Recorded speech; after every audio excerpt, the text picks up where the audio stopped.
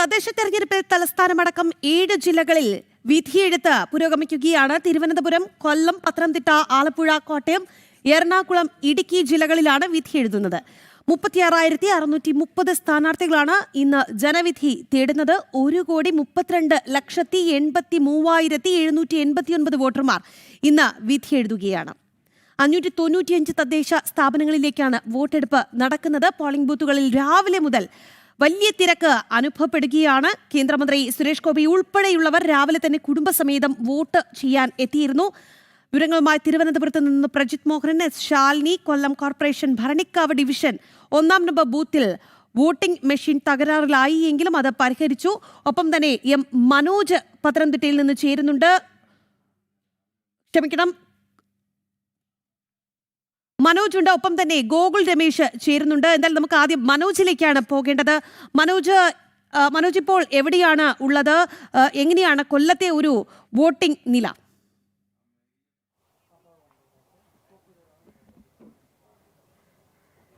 രാഖി, ഞാനിപ്പോൾ കൊല്ലം കോർപ്പറേഷനിലെ താമരക്കുളം ഡിവിഷനിലാണുള്ളത്. ഇവിടെ ഇപ്പോൾ ഈ പോളിംഗ് കേന്ദ്രത്തിൽ എങ്ങനെ വോട്ടിംഗ് തുടർന്നുകൊണ്ടേയിരിക്കുകയാണ്. വോട്ടർമാരെല്ലാം തന്നെ വരിയായി ഇവിടെ നിൽക്കുന്നുണ്ട്. വലിയൊരു നിര തന്നെ നമുക്കിവിടെ കാണാം. എല്ലാ ഈ വോട്ടിംഗ് കേന്ദ്രത്തിലും ഇത് തന്നെയാണ്, വലിയ തരത്തിൽ ഒരു തിരക്ക്. അതായത് വോട്ടർമാർ രാവിലെ തന്നെ വോട്ട് ചെയ്യുവാൻ വേണ്ടി എത്തി എന്നുള്ളതാണ്. ഇത്തവണ വലിയൊരു മാറ്റം തന്നെയാണ് ഇവിടെ പ്രതീക്ഷിച്ചിരിക്കുന്നത്. എല്ലാ ജനങ്ങളിലും അത് തന്നെയാണ് നമുക്ക് പ്രതികരണത്തിലൂടെയൊക്കെ മനസ്സിലാക്കാൻ സാധിക്കുന്നത്. എന്തായാലും ഇവിടെ സ്ഥാനാർത്ഥികളും ഒപ്പമുണ്ട് എന്നുള്ളതാണ്. NDA സ്ഥാനാർത്ഥിയാണ് പ്രണവ് താമരക്കുളം. ഇവിടെ താമരക്കുളം ഡിവിഷനിലെ NDA സ്ഥാനാർത്ഥിയാണ്. എന്തായാലും ഇപ്പോൾ എങ്ങനെയുണ്ടായിരുന്നു ഈ പ്രചരണമൊക്കെ? കഴിഞ്ഞ ദിവസം നിശബ്ദ പ്രചരണമായിരുന്നു. ഇന്നിതാ ഈ വോട്ട് ചെയ്യാൻ വേണ്ടിയിട്ട് വോട്ടർമാർ എത്തിയിട്ടുണ്ട്. വലിയ വിജയപ്രതീക്ഷ തന്നെയാണ്. 100% ഒരു മാറ്റത്തിനായിട്ട് ജനങ്ങൾ കാത്തിരിക്കുന്ന നിമിഷമായിരുന്നു. അതിന് സമാപനം കുറിച്ചുകൊണ്ട് എല്ലാ ആളുകളും വോട്ട് ചെയ്യാൻ വേണ്ടി പോളിംഗ് ബൂത്തിലേക്ക് എത്തുന്ന സാഹചര്യമാണ്. ഇപ്പോൾ തന്നെ നമുക്കെല്ലാവർക്കും അറിയാം, നീണ്ട നിര തന്നെയാണ് എല്ലാ പോളിംഗ് സ്റ്റേഷനിലും. അതുകൊണ്ട് തന്നെ 100% NDA സ്ഥാനാർത്ഥികൾ വിജയിക്കും എന്നുള്ളതിൽ യാതൊരു സംശയമില്ല. താമരക്കുളത്തും താമര വിരിയുവാൻ ഇനി നിമിഷങ്ങൾ മാത്രമാണുള്ളത്. മേയർ സ്ഥാനാർത്ഥികളൊക്കെ ആയിരുന്നു, അതായത് മേയർമാരായിരുന്നവരൊക്കെ ഒരുപാട് പേർ ഇപ്പോൾ LDFനായാലും അതോടൊപ്പം തന്നെ കോൺഗ്രസിനായാലും വലിയ സ്വാധീനമുള്ള ഒരു വാർഡാണ്. എങ്ങനെയുണ്ടായിരുന്നു അവിടുത്തെ പ്രവർത്തനമൊക്കെ? 2 തവണയും മേയർ ഡിവിഷനായിട്ടുള്ള താമരക്കുളത്ത് മേയർമാർ വന്നതിന് ശേഷം താമരക്കുളത്തുള്ള ആളുകളുടെ ജീവിതം ദുസ്സഹമായിട്ടുണ്ടായിരുന്നു. കഴിഞ്ഞ 11 മാസം താമരക്കുളത്ത് രൂക്ഷമായ കുടിവെള്ളക്ഷാമം ഉണ്ടായിരുന്നു. യാതൊരു നടപടിയും മേയറോ അല്ലെന്നുണ്ടെങ്കിൽ അതുമായി ബന്ധപ്പെട്ട സംഘടനയോ കോൺഗ്രസോ ഒന്നും തന്നെ ചെയ്തിട്ടില്ലായിരുന്നു. അതിനുവേണ്ടി കൃത്യമായ ഇടപെടൽ നടത്തിയത് BJPയും സ്ഥാനാർത്ഥിയായ ഞാനും തന്നെയായിരുന്നു. അതുകൊണ്ട് തന്നെ ജനങ്ങൾക്ക് കൃത്യമായിട്ടറിയാം, താമരക്കുളത്തെ ഓരോ അമ്മമാരുടെയും ഹൃദയങ്ങളിലാണ് നമ്മുടെ വിജയമെന്നുള്ളത് യാതൊരു സംശയമില്ല. അവർ വിരൽത്തുമ്പുകൾ കൊണ്ട് മറുപടി കൊടുക്കുവാനുള്ള സമയം എത്തിച്ചേർന്നിരിക്കുകയാണ്.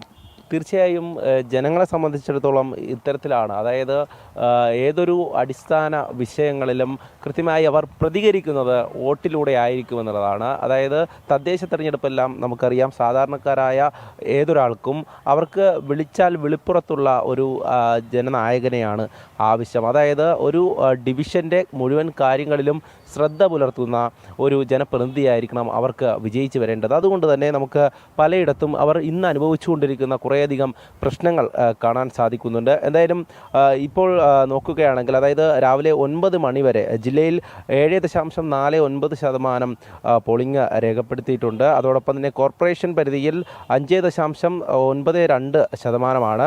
അതിൽ തന്നെ നഗരസഭകളാണെങ്കിൽ പരവൂർ, പുനലൂർ, കരുനാഗപ്പള്ളി, കൊട്ടാരക്കര നഗരസഭകളിൽ ഈ തിരഞ്ഞെടുപ്പ് നടക്കുന്നുണ്ട്. എല്ലായിടത്തും വലിയ തരത്തിലൊരു അതായത് ജനങ്ങൾ വോട്ട് ചെയ്യാൻ രാവിലെ മുതൽ തന്നെ എത്തുന്നു എന്നുള്ളതാണ്.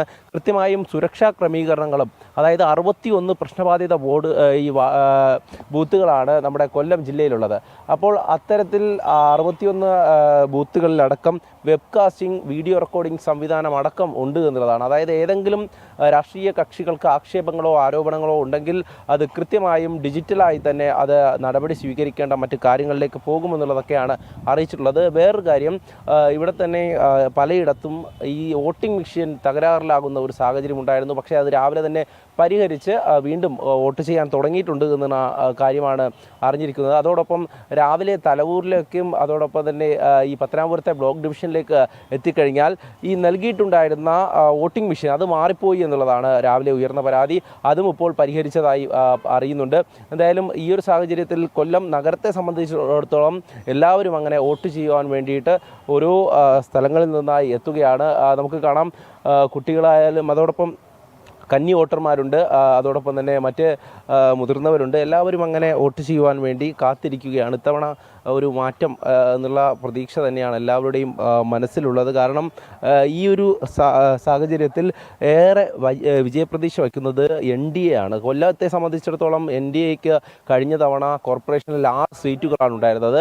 6 സീറ്റുകളാണെങ്കിൽ ഇത്തവണ അത് ഭരണം എന്നുള്ള ഒരു ലക്ഷ്യത്തിലേക്ക് പോകണം എന്നുള്ള ആ രീതിയിലുള്ള പ്രവർത്തനമാണ് നമ്മൾ കഴിഞ്ഞ ദിവസമെല്ലാം കണ്ടതാണ്. അത്തരത്തിലുള്ള ഒരു പ്രചാരണം തന്നെയാണ് ഉണ്ടായിരുന്നത്. വിവിധ ജില്ലകളിലെ സ്ഥാനാർത്ഥികൾ, അതായത് ഞാൻ നേരത്തെ സൂചിപ്പിച്ചു, കൊല്ലത്ത് മാത്രമല്ല ഈ തിരുവനന്തപുരത്തായാലും അവിടെയൊക്കെ വലിയ തരത്തിലുള്ള വിജയപ്രതീക്ഷ അപ്പോൾ തന്നെ നമുക്ക് അറിയാൻ സാധിക്കും. അതായത് ഈ പ്രചാരണ കാലഘട്ടത്തിലൊക്കെ തന്നെ വലിയ തരത്തിലുള്ള വിജയപ്രതീക്ഷ അത് NDA സ്ഥാനാർത്ഥികളടക്കം പങ്കുവച്ചിരുന്നു. അതുതന്നെയാണ് നമുക്ക് ഇനി ഫലം വരുമ്പോൾ നമുക്കത് അറിയാൻ സാധിക്കും എത്തരത്തിലാണ് ആ ഒരു മാറ്റം ഉണ്ടാകുന്നതെന്ന്. എന്തായാലും ഈ കൊല്ലം നഗരത്തിലെ വിവിധ പോളിംഗ് കേന്ദ്രങ്ങളിൽ അങ്ങനെ വോട്ടിംഗ് തുടർന്നുകൊണ്ടേ ഇരിക്കുകയാണ്. കൃത്യമായും ഈ വരിയിൽ നിൽക്കുന്ന ആളുകളെയൊക്കെ തന്നെ ശ്രദ്ധിച്ചാൽ നമുക്കറിയാം, കൂടുതലും പ്രായമായിട്ടുള്ള ആളുകളൊക്കെ തന്നെ രാവിലെ വന്ന് വോട്ട് രേഖപ്പെടുത്തുകയാണ്. ഇന്ന് വൈകുന്നേരം 6 മണി വരെ ഈ വോട്ട് ചെയ്യുവാനുള്ള സമയമുണ്ട്. പക്ഷേ എല്ലാവരും രാവിലെ തന്നെ എത്തുകയാണ്. ഒരു ബൂത്തിൽ നിശ്ചിത ആളുകളെയാണ് ഉൾപ്പെടുത്തിയിട്ടുള്ളത്. അത്തരത്തിൽ ക്രമീകരിച്ചുകൊണ്ട് ഒരേ സ്ഥലത്ത് തന്നെ ചിലപ്പോൾ 1-2 ബൂത്തുകൾ ഉണ്ടാവും. ഈ ബൂത്തുകളിൽ എത്തിക്കഴിഞ്ഞാൽ ഉദ്യോഗസ്ഥർ നൽകുന്ന നിർദ്ദേശമനുസരിച്ച് എങ്ങനെയാണ് വോട്ട് ചെയ്യേണ്ടത് എന്നതിനെ പറ്റിയെല്ലാം കൃത്യമായും ഈ പറഞ്ഞു കൊടുക്കുന്നുണ്ട്. അപ്പോൾ അത് എന്താണോ ആ നിർദ്ദേശം അത് കൃത്യമായി കേട്ടുകൊണ്ടാണ് ഇവിടെയുള്ള ഓരോരുത്തരും അങ്ങനെ വോട്ട് ചെയ്ത് മടങ്ങുന്നത്. വോട്ട് ചെയ്ത് മടങ്ങുമ്പോൾ അവരുടെയൊക്കെ മനസ്സിൽ വലിയൊരു പ്രതീക്ഷ തന്നെയാണ്. നാടിനൊരു മാറ്റം അത് വികസനത്തിലൂടെ ആകണമെന്നുള്ള ഒരു ചിന്ത തന്നെയാണ് വോട്ട് ചെയ്യാൻ വരുന്നതിൽ ഭൂരിഭാഗം പേർക്കുമെന്ന് മനസ്സിലാക്കാം. എന്തായാലും ഇത്തവണ കേരളം കാത്തിരിക്കുന്നത് ഈ തദ്ദേശ തെരഞ്ഞെടുപ്പിൻ്റെ ഫലം വരുവാൻ കൂടിയാണ്. അത്തരത്തിൽ ഒരു മാറ്റം ഈ നാട്ടിലെ ജനങ്ങളെല്ലാവരും തന്നെ പ്രതീക്ഷിച്ചിരിക്കുകയാണ്. കാരണം നേരത്തെ സൂചിപ്പിച്ചു, 5 വർഷത്തിൽ ഒരിക്കൽ വരുന്ന ഈ തദ്ദേശ തിരഞ്ഞെടുപ്പ് അത് സാധാരണക്കാരനെ സംബന്ധിച്ചിടത്തോളം അവൻ്റെ വീടിനും നാട്ടുകാർക്കുമൊക്കെ പ്രയോജനപ്പെടുന്ന രീതിയിൽ അവിടെ ആരാണോ മാറ്റം കൊണ്ടുവരുന്നത് അത്തരത്തിലൊരു ജനപ്രതിനിധിയെ കൊണ്ടുവരണമെന്നുള്ള ആഗ്രഹത്തോടെയായിരിക്കും ഓരോരുത്തരും അങ്ങനെ എത്തുക. അതായത് എല്ലാവരും രാഷ്ട്രീയക്കാരായിരിക്കണമെന്നില്ല. അത്തരത്തിൽ സാധാരണക്കാരായിട്ടുള്ള നിഷ്പക്ഷമായി ചിന്തിക്കുന്ന വികസനം വേണമെന്ന് ചിന്തിക്കുന്ന ഒരുപാട് പേരുണ്ടാകാം. അങ്ങനെയുള്ള ആളുകൾ നിരവധിയായി വോട്ട് ചെയ്യാൻ എത്തുന്നു എന്നുള്ളത് തന്നെയാണ്. ചില സമയത്തൊക്കെ തന്നെ തങ്ങൾ വോട്ട് ചെയ്യുന്നില്ല എന്ന് പറഞ്ഞ് മാറി നിൽക്കുന്ന ഒരു സാഹചര്യം വരെ പലയിടത്തും നമുക്ക് കാണാൻ സാധിച്ചു. അതിൻ്റെ കാരണം എന്തെന്ന് വെച്ചാൽ ഇടത് വലത് മുന്നണികളൊക്കെ തന്നെ ഈ കഴിഞ്ഞ തദ്ദേശ തെരഞ്ഞെടുപ്പിൽ അടക്കം പലയിടത്തും ഭരണത്തിൽ വന്നപ്പോൾ അതിനുശേഷമുള്ള 5 വർഷം എന്ന് പറയുന്നത് വികസന മുരടിപ്പിൻ്റെ ഒരു കാലഘട്ടം തന്നെയായിരുന്നു പല ഭാഗങ്ങളിൽ. അത്തരത്തിലുള്ള വികസന മുരടിപ്പ് ഇനിയും കൊല്ലം ജില്ലയിൽ തുടരാൻ പാടില്ല, അല്ലെങ്കിൽ കൊല്ലം നഗരത്തിൽ തുടരാൻ പാടില്ല എന്നുള്ള ആഗ്രഹമാണ് ഓരോരുത്തരും നമ്മളോട് പറഞ്ഞത്. എന്നാൽ അത്തരത്തിലുള്ള വികസന മുരടിപ്പ് കാരണം തങ്ങൾ ഇനി പോളിംഗ് ബൂത്തിലേക്കേ ഇല്ല എന്നുള്ള കാര്യം പലരും പറയുന്നുണ്ടായിരുന്നു. എന്നാലും അവരൊക്കെ സംസാരിക്കുമ്പോൾ അവരുടെയൊക്കെ ഒരു പ്രശ്നങ്ങൾ പറയുമ്പോൾ അത് കേൾക്കാൻ പോലും പലരും തയ്യാറാകുന്നില്ല എന്നുള്ളതാണ്.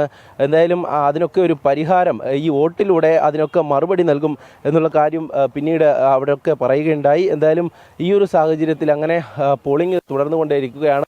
ഓരോ മേഖലയിലും ഇത് തന്നെയാണ്. പ്രശ്നബാധിത ബൂത്തുകളിൽ പ്രത്യേകം ശ്രദ്ധ പുലർത്തുന്നുണ്ട്. അതിനുവേണ്ട പോലീസ് ഉദ്യോഗസ്ഥരെ അടക്കം ാണ് ഇപ്പോൾ ഈ തിരഞ്ഞെടുപ്പ് മുന്നോട്ട് പോകുന്നത്. എന്തായാലും കേരളത്തിലാകമാനം ഇപ്പോൾ 7 ജില്ലകളിൽ നടക്കുന്ന ഈ തിരഞ്ഞെടുപ്പിൽ കൊല്ലം ജില്ലയെ സംബന്ധിച്ചിടത്തോളം അപ്ഡേറ്റ്സിലേക്ക് വരണം. മറ്റ് ജില്ലകളിലെ തെരഞ്ഞെടുപ്പ് എങ്ങനെയാണ് പുരോഗമിക്കുന്നത് അതെല്ലാം തന്നെ പരിശോധിക്കണം.